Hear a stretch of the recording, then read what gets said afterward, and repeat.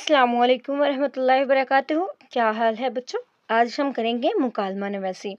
मुकालमा नवैसी first year class के students आप याद रखें, ये 10 नंबर का आपको मुकालमा आता है। आपने 10 नंबर का मुकालमा लिखने होते हैं और इसके अंदर बहुत सारी गलतियां जो बच्चे करते हैं। बच्चे कहते हैं कि हमने तो सारा सही लिखा था लेकिन हमारे नंबर क्यों नहीं आए उर्दू में। तो यही गलती हैं जिनकी वजह से हमारे मार्क्स कम होते हैं। ठीक है, सबसे पहली गलती है जो हम मुकालमा नवैसी के अंदर करते हैं, वो क्या करते हैं, जितने भी जो नाम होते हैं, जिन दो लोगों के दरमियान मुकालमा शुरू होता है, वो हम लोग हाशिए के बाहर लिख देते हैं।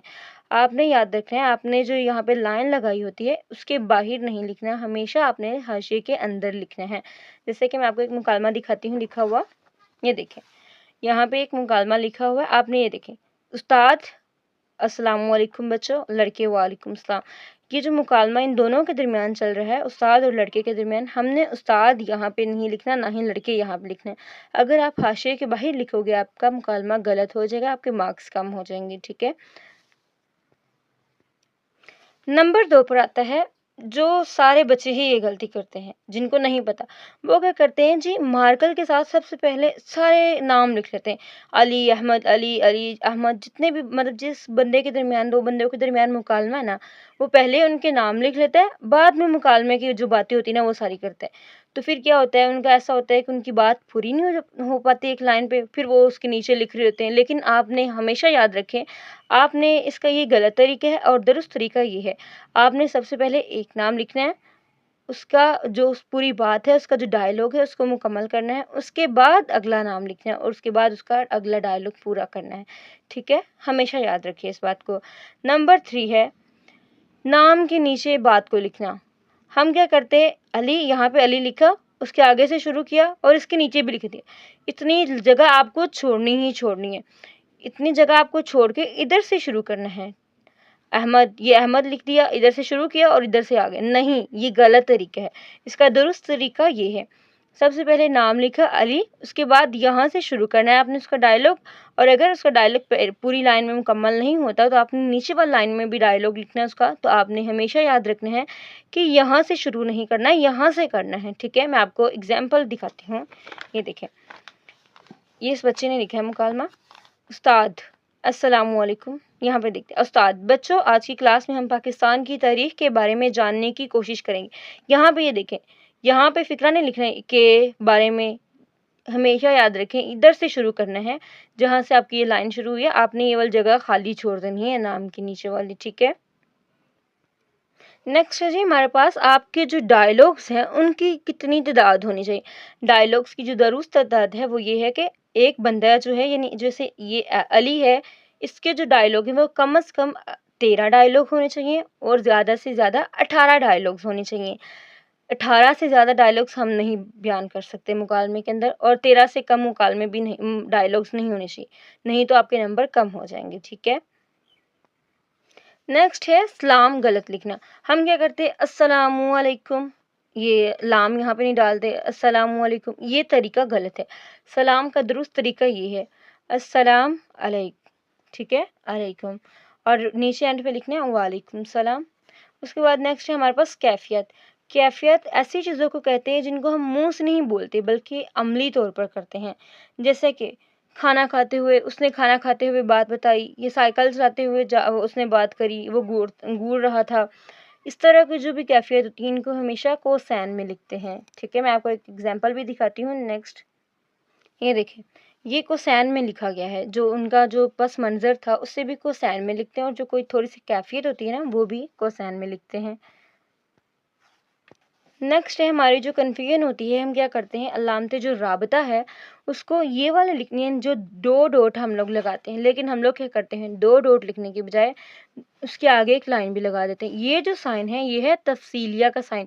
जब हम किसी चीज़ की तफसील बयान करते हैं तब ये साइन लिखा जाता है, लेकिन जब हम किसी दो बंदों के दरमियान आपस में उनका राब्ता होता है, जब मुकालमा बयान करते हैं तो हम ये दो डॉट इस्तेमाल करते हैं। ठीक है, जैसे कि यहाँ पे ये है वालिद, वालिद के आगे दो डॉट लिखेंगे, बेटा, बेटा के आगे भी दो डॉट लिखेंगे। ठीक है, नेक्स्ट जो हम लोग गलती करते हैं वो ये है कि हम लोग क्या करते हैं, पहले दोस्त, दूसरा नीचे दूसरा दोस्त लिख देते हैं, या फिर हमने दो तालिब इल्म के दरमियान हो मुकालमा तो हम क्या करते हैं जी, पहला तालिब इल्म नीचे लिख दिया दूसरा तालिब इल्म। ये गलत तरीका है।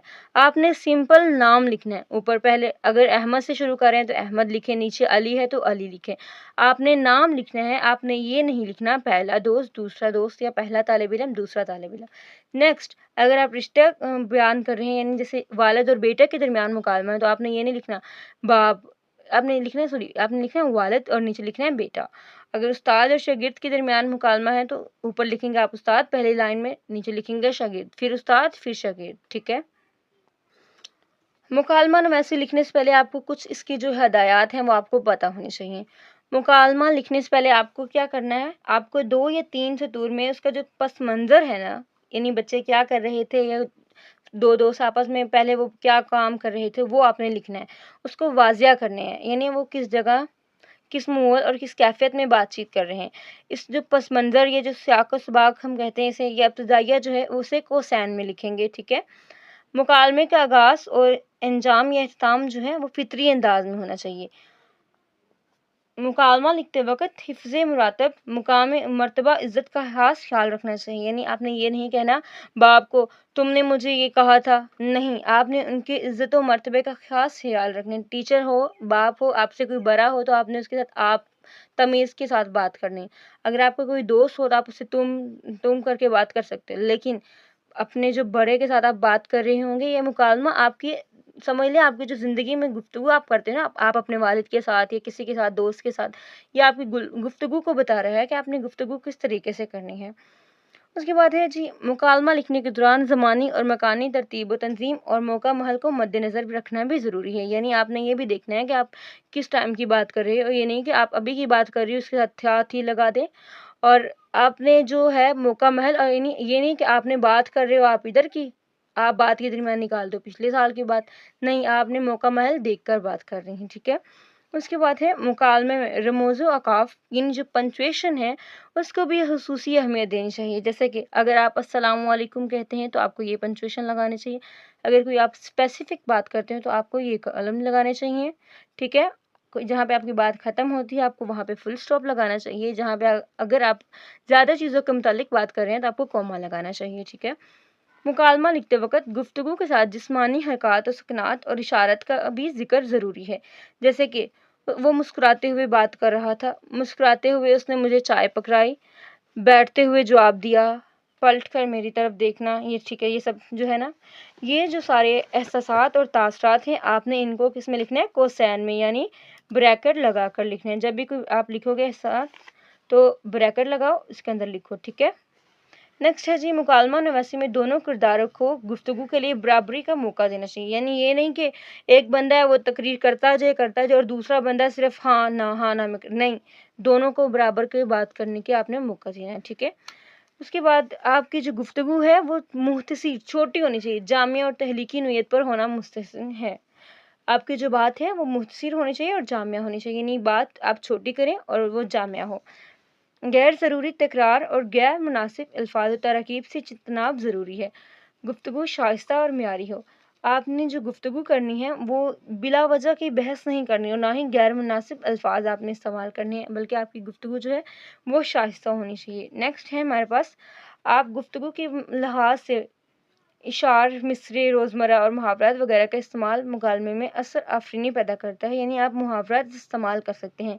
और सबसे ज़रूरी बात, आपको इस मुकालमे को 20 मिनट के अंदर अंदर हल करना है, उससे ज़्यादा टाइम आप नहीं लगाएंगे इस मुकालमे पर, ठीक है। और ये 10 नंबर का होता है। आज हमने देखा था मुकालमा, आपने इस सारे पॉइंट्स को अच्छी तरह से समझना है ताकि आपको मुकालमा किस तरह से लिखना है, आपको मुकालमा लिखना अच्छी तरीके से आ जाए। ओके, आज के लिए अल्लाह हाफ़िज़।